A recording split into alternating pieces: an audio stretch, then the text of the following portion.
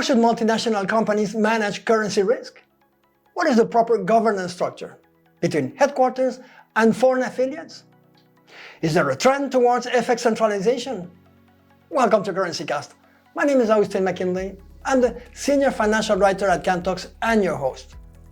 In this episode, we have the pleasure to welcome Enric Hosta, one of the leading minds behind Kantox's newly launched Kantox In-House FX, an automated solution for the management of currency risk between headquarters and subsidiaries. Enric, a very warm welcome to you, and thank you for joining us in this episode of CurrencyCast. Thank you for inviting me. It's a pleasure to be here. Enric, can you start by introducing yourself to our audience? Absolutely. I joined Kantox 3 years ago, and I work as a product owner. I'm responsible of two of our products, the brand new In-House FX and dynamic pricing, along with all the initiatives with an impact on external stakeholders.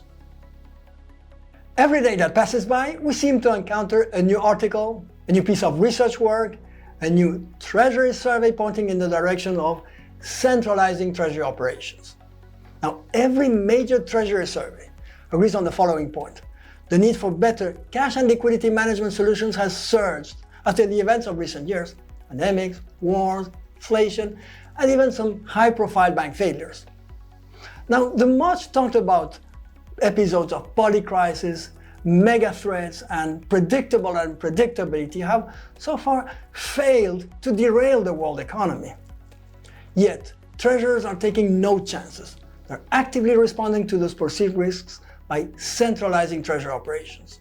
And FX centralization is an integral part of that move. Now, Enric, assuming that FX centralization is here to stay, how should CFOs and treasurers go about and implement it? Should they do it in an arbitrary way? The advantages of FX centralized management are overwhelming, and this is something that we'll discuss later on this CurrencyCast, no? But it's true that it should never be implemented on an arbitrary manner. On the contrary, before implementing centralized FX management, it's very important to deeply understand the business needs and the business characteristics of each one of the subsidiaries, including the pricing components, the type of exposure with currency risk, and only then deploying an FX consolidated policy and centralized external trade executions. To what extent is size a consideration? Some surveys appear to show that companies with less than 2 billion in revenue tend to have a decentralized approach to currency risk management. What is your view? I wouldn't say that the benefits of centralized FX management are strictly related to the size of the business, but more to the business itself. This means that, in our experience, centralized FX management has a potential to become a game changer for all businesses, with only one requirement, that it's having subsidiaries generating their own FX, regardless of the volumes. It's true that one of the main benefits of centralization is the netting that we can generate on the headquarters side, but at the same time there are other benefits that go well beyond that. No? For example, it would be enhancing liquidity for the subsidiaries, improving the liquidity terms on the headquarters side, or providing more control and visibility on the headquarters. No? These could be easily another examples of benefits that are non-related to the volumes. Right. What are the main concerns expressed by group treasurers when it comes to foreign exchange risk management? Is it a matter of visibility and control, or are there other factors at play? I agree with you that visibility and control have always been top priorities for group treasurers. And now with centralization, it become both topics even more crucial. Here we need to consider that with centralization, headquarters would be acting as liquidity provider of the subsidiaries, and at the same time, most likely, taking the risk generated on the subsidiaries on the day-to-day business in order to maximize even more the financial and operational efficiencies. No? So these two topics indeed are very important. Additionally, the conditions, the liquidity terms that the subsidiaries are trading with their own liquidity providers and a lack of a consolidated FX policy are also serious concerns for group treasurers, and both are tackled with centralization. Kantox is launching Kantox In-House FX, an automated solution for the management of currency risk between headquarters and subsidiaries. But how did the idea originate? It all started with a company in the travel industry, is that right?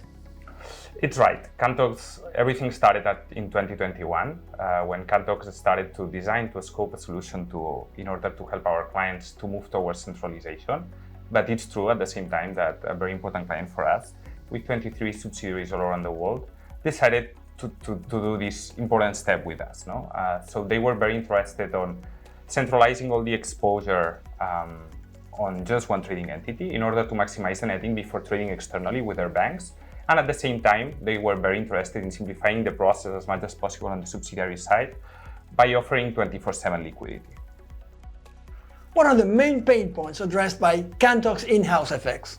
I would like to split between subsidiaries and headquarters due to they have completely different realities. No? First, on the subsidiary side, the main pain point is subsidiaries spending too many resources on a task that at the end is not adding any value to the business, no? As it's managing the FX.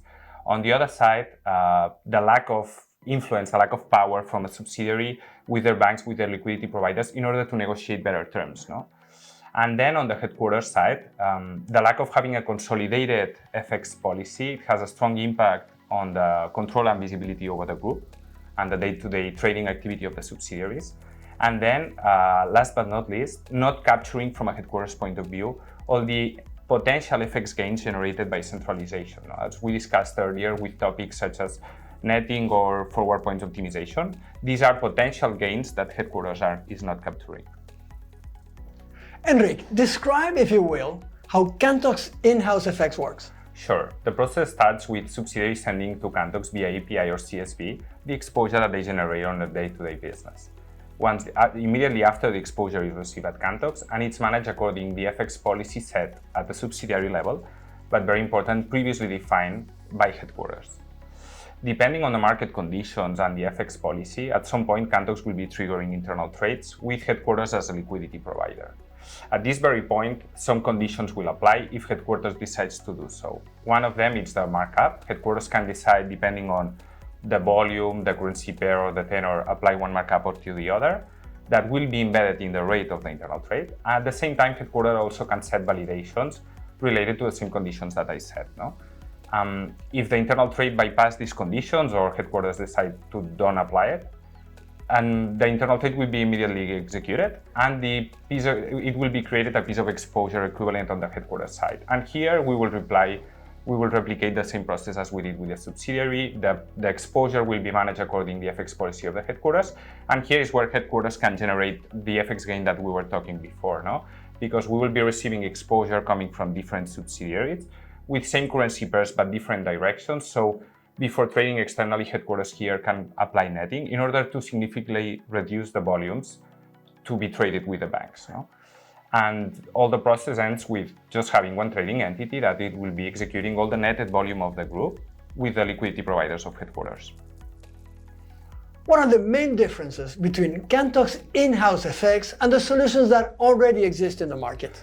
From what we've seen, the key differentiator for in-house FX is the empowerment that we give to headquarters. Basically, we build the entire solution around this entity as they are the ones defining the policy for the subsidiaries, monitoring the day-to-day trading activity of the subsidiaries, and basically consolidating all the exposure and trading externally. So for us, it has become priority number one to maximize the traceability, control, and visibility over the day-to-day transactions and operations inside the group. Additionally, on the subsidiaries, we guarantee that each subsidiary will have its own independent space in Kantox to see the policy that they use, to see the exposure that they send, and also to have full traceability and control about their day-to-day trading. And last but not least, what we were mentioning about the netting, becoming the main benefit, the main advantage of centralization. So netting can be applied also on the subsidiary side and on headquarters side, and this is something that we haven't seen on the market and that we are very proud to have it available for you. How does Kantox In-House FX deal with FX risk and traceability? There are several possible setups in terms of book holding and back-to-back. Is that correct? That's correct, and it's very related with what I was saying before, that we build this product, this solution around headquarters in order to give them as much flexibility as possible to manage the risk coming from the subsidiaries. So these are the two main topics of this FX policy that they can define, back-to-back and book holding. Book holding is more related to the willingness of headquarters of taking the risk of the subsidiaries. This means that if they decide to do book holding, basically headquarters will be confirming the internal trade request as soon as they receive it, immediately after. And then headquarters will take that exposure and will manage it according to their own policy. We say that they will be taking the risk of subsidiaries because they will be confirming the liquidity to subsidiaries before doing the equivalent trade externally with the banks. On the other side, we have non-book holding. That it means that headquarters doesn't want to take the risk for whatever the reason of the subsidiaries, so the subsidiaries keep waiting until headquarters do the equivalent trade with the liquidity providers, with the banks, and then headquarters will take that rate, apply a markup if needed or not, and using that rate to give liquidity to the subsidiaries. So there can be a kind of a gap between the internal trade request and the internal trade confirmation. On the other side, we have back-to-back, that is fully related to traceability. If we are using back-to-back, this means that every internal trade has its own external trade equivalence, relation one-to-one. If we don't have back-to-back, it means that headquarters is aggregating the exposure entering from the subsidiaries and managing it as a whole for currency pair and value date. So this means that if we are using back-to-back, headquarters cannot do netting at the same time because, as I said, every piece of exposure entering from the subsidiaries will be managed independently in order to guarantee this one-to-one relation. So I'm happy that you asked for this because these are two new topics, two new configurations that we can do, and that I believe that gives a lot of room to headquarters to build a setup according to their needs. Now here's our last question to Enric. In any large consolidated group, there is bound to be a large number of pieces of exposure, both small and large. How can you possibly deal with such an amount of data? It's true that with In-House FX, as you said, the amounts of data can be crazy. For example, we have a client already using the product that sends us 6 million of entries per day. So as you can imagine, it's not easy to process this amount of data.